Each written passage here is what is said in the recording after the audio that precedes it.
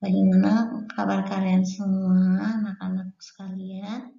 Semoga di pagi hari ini kalian selalu sehat dan selalu semangat untuk belajar. Baik, untuk hari ini, hari kedua setelah semester 2, kita akan belajar bahasa Indonesia, masuki materi baru yaitu tentang puisi, salah satu karya seni juga. Sebelum kita belajar lebih jauh tentang puisi, hari ini Bu Guru akan menjelaskan sedikit pengertian beserta ciri-ciri Jangan lupa subscribe gratis dari puisi. Langsung saja, apa puisi itu? Nah, puisi adalah bentuk karya sastra yang terikat oleh irama, rima, dan penyusun bait dan baris yang bahasanya terlihat indah dan penuh makna, yang menggambarkan perasaan dari pengarangnya. Jadi bisa dibilang puisi itu adalah suatu karya seni yang berupa kumpulan kata-kata yang indah dan juga bermakna. Jadi kalau kalian mungkin pernah membaca sebuah puisi, puisi itu lebih cenderung berbahasanya bahasa yang sangat indah, yang mungkin terkadang bagi kalian asing didengar karena pemilihan bahasanya memang harus tertentu, tidak boleh asal-asalan dalam menulis atau dalam membuat puisi. Karena itu puisi ini harus dilihat juga dalam menyusunnya itu sesuaikan dengan iramanya, dengan rimanya, dan bagaimana cara menyusun bait dan juga baris dan juga baitnya. Langsung saja, selanjutnya adalah ciri-ciri dari puisi. Jadi gimana cara kita membuat sebuah puisi? Itu ada beberapa poin tertentu. Yang pertama adalah ditulis dalam bentuk baris berjajar ke bawah secara berkelompok. Jadi beda dengan teks wacana yang biasa kita baca di buku. Kalau untuk puisi biasanya dia memiliki baris ke bawah berjajar.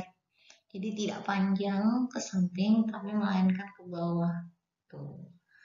Yang kedua adalah diksi atau pemilihan kata bersifat kias, padat, dan indah serta mempertimbangkan rima dan persajakan.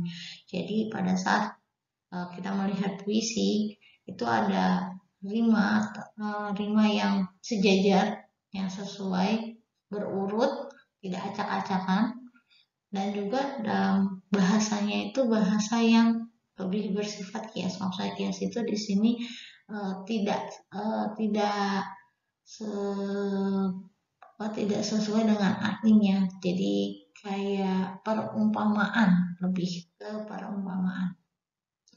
Maka itu dibilang bahasanya puisi itu lebih padat.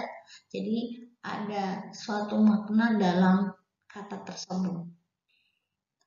Lanjutnya, latar, alur, dan tokoh tidak begitu ditonjolkan. Jadi pada saat kita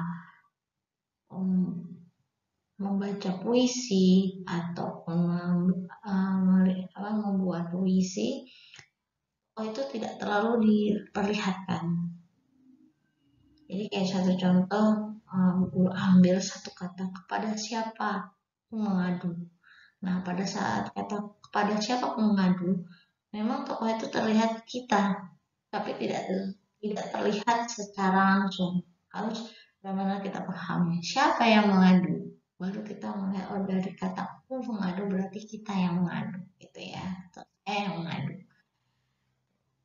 Selanjutnya untuk penggunaan majas, gaya bahasa perumpamaan yang sangat dominan. Jadi terlihat sekali dari kata niur melambai-lambai. Maksudnya melambai itu kalau kita pikirkan kata lambai itu kan mengangkat tangan, ya mengangkat tangan, melayangkan tangan untuk menyapa seseorang. Tapi kalau kata menyiur, menyiur itu adalah pohon kelapa ya. Jadi pohon kelapa yang melambai-lambai, maksudnya itu karena tertiup angin jadi goyang ke sana ke sini. Itu salah satu majas. Jadi seperti perumpamaan bahasanya. Jadi bukan berarti pohon kelapanya melambain ke orang, bukan. Tapi lebih tepatnya adalah dia bergoyang kanan dan ke kiri. Itu salah satu contoh kalimat majas ya, mereka. Nah, di sini setelah kita membaca setelah kita mengerti arti dari ciri pengertian dan ciri-ciri dari puisi. Nah, dalam sebuah puisi ada beberapa unsur yang biasanya kita harus pahami terlebih dahulu. Yang pertama dari baris dan juga bait puisi. Nah, perlu digarisbawahi bahwa baris dan bait puisi itu sangat berbeda. Ya, berbeda meskipun terlihat sama tapi itu berbeda pengertian dan juga tata letaknya. Jadi kita lebih menjelaskan dahulu apa perbedaan dari baris puisi dan juga bait puisi. Jika baris puisi itu kumpulan kata-kata dalam sebuah baris. Nanti ada contoh, jadi Bu Guru akan bacakan dulu pengertiannya. Sedangkan bait puisi adalah kumpulan kata yang berbaris sejajar ke bawah secara berkelompok. Nah, dari situlah baru kita melihat ada suatu arti atau suatu makna. Nah, contohnya di sini, oke, Guru ambil ya beberapa potongan puisi. Selamat pagi dunia. Nah, dari kata itu ada kumpulan kata kan? Selamat pagi dunia. Nah, dari situ kumpulan kata dalam satu baris itu disebut baris puisi. Selanjutnya, sambut mentari dengan senyum. Nah, selanjutnya, wujudkan cita-cita untuk masa depan. Terus berjalan walau penuh rintangan. Nah, dari sini ada berapa baris puisi? Nah, betul. Baris puisi ada 4 baris ya. Dari kata selamat pagi dunia, sambut mentari dengan senyuman, wujudkan cita-cita untuk masa depan, dan terus berjalan walaupun penuh rintangan. Jadi dalam potongan puisi ini ada 4 baris puisi.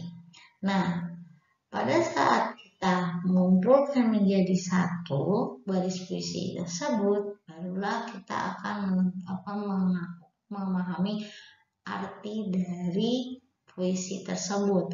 Nah, kumpulan baris puisi tersebut disebut sebagai bait puisi. Nah, bisa dipahami ya antara perbedaan baris puisi dan juga bait puisi. Baik, yang selanjutnya setelah bait puisi dan baris puisi, kita akan melanjutkan ke rima. Rima itu apa? Rima adalah penataan unsur bunyi yang ada dalam kata. Penulisan berupa bunyi yang ditimbulkan oleh huruf atau kata untuk memperindah puisi. Umumnya berada di suku kata akhir setiap setiap barisnya. Rima bisa berupa pengulangan bunyi saja. A, atau AB, atau bunyi bebas tanpa pola bisa. Jadi dalam penyusunan puisi itu tidak bisa sembarangan.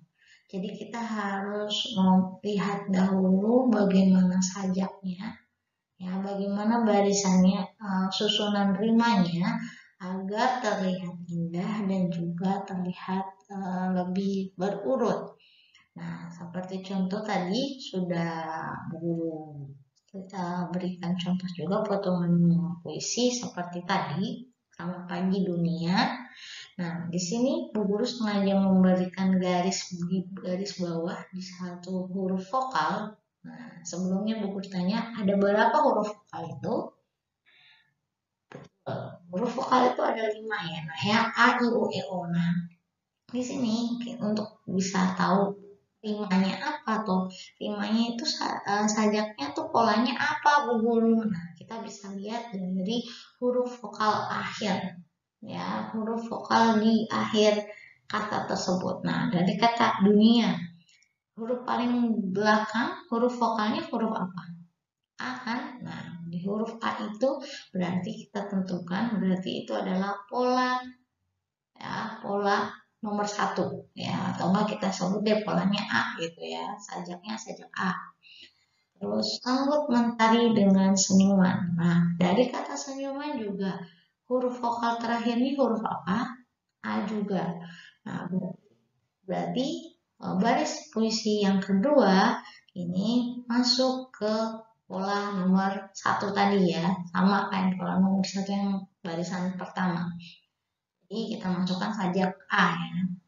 Selanjutnya, wujudkan cita-cita untuk masa depan. Nah, dari kata terakhir depan, huruf vokalnya adalah terakhir adalah huruf A lagi. Nah, berarti dia sama seperti yang sebelumnya, berarti masuk ke pola yang pertama atau sajak A. Selanjutnya, terus berjalan walau penuh rintangan. Sama seperti tadi, jadi masuk ke pola pertama atau sajak A. Sampai sini ada yang masih bingung? Untuk lain, yaitu aku sayang ibu. Maaf, aku sayang ayah pertama ya. Nah, aku sayang ayah itu huruf vokal terakhirnya dari kata ayah itu adalah huruf A. Betul. Berarti kita masukkan dia sebagai pola pertama. Jadi dalam rima itu bisa ada 2 pola A. Makanya disebut sajak A sama sajak B gitu. Maksudnya pola 1, pola 2 deh biar kalian lebih paham. Yang kedua, baris keduanya aku sayang ibu. Nah, kata ibu itu huruf vokal terakhirnya adalah huruf U. Apakah sama dengan baris pertama? Tidak. Nah, karena tidak, maka dia termasuk pola nomor 2 karena beda ya. Jadi kita bedakan. Dia masuk pola 2 atau sajak B. Tadi sajak A, sekarang sajak B. Makanya berurut dari tanda B. Selanjutnya, aku juga sayang kakak dan adikku. Nah, kata adikku itu huruf vokal terakhirnya adalah huruf U, betul. Nah, karena huruf U itu termasuk pola nomor 1 atau pola nomor 2. Betul, pola nomor 2. Berarti dia masuk ke sajak B, ya. Nah, terus mereka lah milikku, keluargaku seutuhnya. Nah, di kata seutuhnya huruf akhir dan vokalnya adalah A. Masuk ke sajak A atau pola nomor 1. Jadi di sini rimanya apa? Rimanya adalah A, B, B, A. Nah, seperti itu. Jadi kalian untuk menentukan rima seperti itu ya, Nak ya. Lanjutnya, untuk unsur selanjutnya setelah rima adalah irama. Irama itu ada pergantian tinggi, rendah, panjang, pendek, dan keras, lembut bunyi bacaan puisi. Jadi dalam membaca puisi kita tidak bisa seperti membaca buku. Pastinya kita harus memperhatikan dari segi membacanya, dari tinggi, rendahnya nada yang kita baca, kapan kita dibaca panjang, kapan dibaca pendek, agar apa? Agar pada saat kita mendengarkan sebuah puisi ini lebih indah didengar. Ya. Selanjutnya, diksi. Diksi adalah pilihan kata yang digunakan dalam sebuah puisi yang dapat mewakili tema puisi tersebut. Jadi sudah Bu jelaskan di awal tadi bahwa puisi itu harus memilih kata-kata yang tepat, tidak bisa asal. Maka itu kata pemilihan kata itu disebut diksi ya dalam bahasa Indonesia. Jadi diksinya harus sesuai. Kalau bisa yang indah dan tapi bisa dipahami oleh yang mendengar ataupun pembaca. Seperti itu. Baik.